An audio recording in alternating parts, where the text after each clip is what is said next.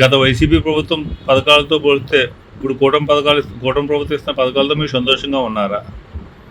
సంతోషంగానే ఉన్నామండి. నా పేరు వచ్చేసి లీలాసాయి అండి. మాది నరసాపురం నియోజకవర్గం అండి. అంటే ఇప్పుడు ఏంటంటే ఇప్పుడు కూటమి ప్రభుత్వం వచ్చిందండి. కూటమి ప్రభుత్వం ఏం చేస్తుందంటే అన్నీ అమలు చేయడానికి సిద్ధంగా ఉన్నారండి. ఇప్పుడు వాళ్ళు ఇచ్చిన ఫస్ట్ ప్రపోజల్ పెన్షన్ 4,000 చేస్తామన్నారండి. ఆ విధంగానే 4,000 చేశారండి. అలాగే ఇప్పుడు రోడ్లు కూడా ఇప్పుడు మన పశ్చిమ గోదావరి జిల్లాలో మాటేరు, పెనుగొండ ఈ అన్ని నియోజకవర్గాల్లో రోడ్డు అనేది సరిగ్గా ఉండేవి కాదండి. గోతులు గొయ్యల కింద ఉండేవి. బస్సులో ట్రావెల్ చేయాలంటే చాలా ఇబ్బందిగా ఉండేదండి. అలాంటిది ప్రభుత్వం వచ్చాక మార్పు కనిపించిందండి మాకు. ప్రజల్లో ఖచ్చితంగా అందరికీ మంచి చేయాలన్న ఉద్దేశంతోనే పవన్ కళ్యాణ్ గారు ముందుగా రోడ్లు వేయడం జరిగిందండి. ఆ విధంగానే రోడ్లు వేశారు. ఇంకా పేద ప్రజలకి ఇప్పుడు ఆయన పెట్టిన అమలు చేసిన పథకాలన్నీ ఇప్పుడు గ్యాస్ అని పెట్టారండి. అదేమో ఒకసారి ఇచ్చారండి. ఇప్పుడు ఏంటంటే అలా కూడా ఒక అవకాశం ఇవ్వాలండి. అన్నీ ఒకేసారి చేయలేరు కదండి ఎవరు కూడా. ఇప్పుడు మనకి ఏదైనా ఫర్ ఎగ్జాంపుల్ ఏదైనా ఇప్పుడు ప్రభుత్వం వచ్చిందండి. మొన్నదాకా జగన్ గారు ఉన్నారు. అమ్మఒడి, విద్యా దీవెన అని చెప్పారు. అవన్నీ కొంతమందికి వరకే పడ్డాయండి. పడనోళ్ళకి కూడా పడ్డట్టు చూపించేశారండి. అందులో నేను ఒక బాధ్యతని. నేను ఎంఎస్సి చదివినప్పుడు నాకు పడతాయి అన్నారు, కానీ నాకు పడలేదు.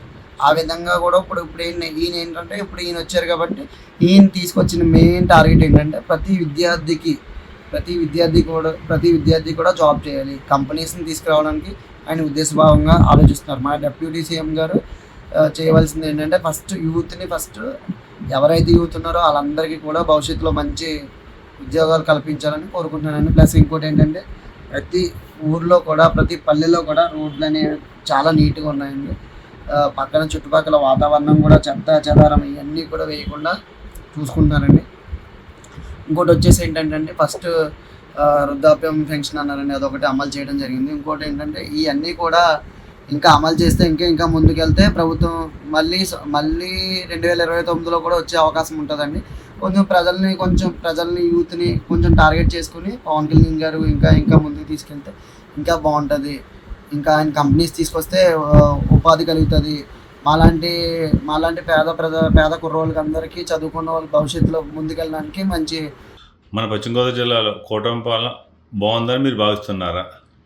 నమస్తే అండి. నా పేరు బెల్లంగడ్డ కిషోర్. మాది పశ్చిమ గోదావరి జిల్లా నరసాపురం నియోజకవర్గం. పశ్చిమ గోదావరి జిల్లాలో కూటమి పరిపాలన వచ్చిన తర్వాత నుంచి రోడ్లు వస్తున్నైతే బాగా జరిగిందండి. రోడ్లు మరమ్మతులు కానీ కొత్త రోడ్లు వేయడం జరిగింది. కానీ అభివృద్ధి ఆశించిన స్థాయిలో ఉందని నేను అనుకుంటలేదండి. అభివృద్ధి ఇంకా మరింత సర్వంగా ముందుకు సాగాలి. ఎందుకంటే ఏ రంగం కూడా ప్రతి రంగం వెనకబడే ఉంది. రియల్ ఎస్టేట్ చూడండి, ఆక్వా చూడండి, అందరూ ముందుకు సాగుతున్నట్టయితే అనిపించారు. అందరూ అసంతృప్తికరంగానే ఉన్నారు ప్రస్తుతానికి, ఫైనాన్షియల్గాను అభివృద్ధి పరంగా కూడా. సో దాన్ని ఇంకా మరింత సర్వంగా ముందుకు సాగితేనే తీసుకెళ్తే ఈ ప్రభుత్వం పనితీరు బాగుందని భావిస్తాను. రాష్ట్రానికి 3 రాజధానులు మంచిదా, ఒక రాజధాని అభివృద్ధి చేసుకోవడం మంచిదా? నా పేరు తోట శ్రీనివాసు. నాది పశ్చిమ గోదావరి జిల్లా నరసాపురం. ఇప్పటికి మనం తెలంగాణ నుండి విడిపోయి 11 సంవత్సరాలు అయ్యింది. ఒక్క రాజధానికి మన వద్ద నిధులు లేవు. అటువంటిప్పుడు 3 రాజధానుల నిర్మాణం ఆచరణ సాధ్యం కాదు. అందువల్ల ఒక్క రాజధాని నిర్మాణమే మంచిది. దీన్ని తాత్కాలిక నిర్మాణాలు కాకుండా శాశ్వత నిర్మాణాల కింద చేసి పార్లమెంట్లో గెజిటెడ్ నోటిఫికేషన్ ఇప్పించి ఒక రాజధాని శాశ్వత రాజధానిగా నిర్మించవలసిందిగా ఆశిస్తున్నాను.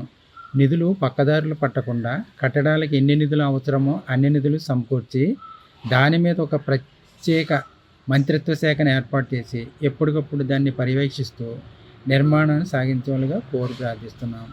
తర్వాత అయితే తెలంగాణ వారు కట్టుకున్న ఇంట్లోనికి వెళ్ళారు కాబట్టి వారికి ఏమీ పర్వాలేదు. మనదైతే కట్టుకోవలసినటువంటి ఇల్లు కాబట్టి ఈ ప్రభుత్వం వారిని దాన్ని శాశ్వత రాజధానిగా నిర్మాణంగా చేయవలసిందిగా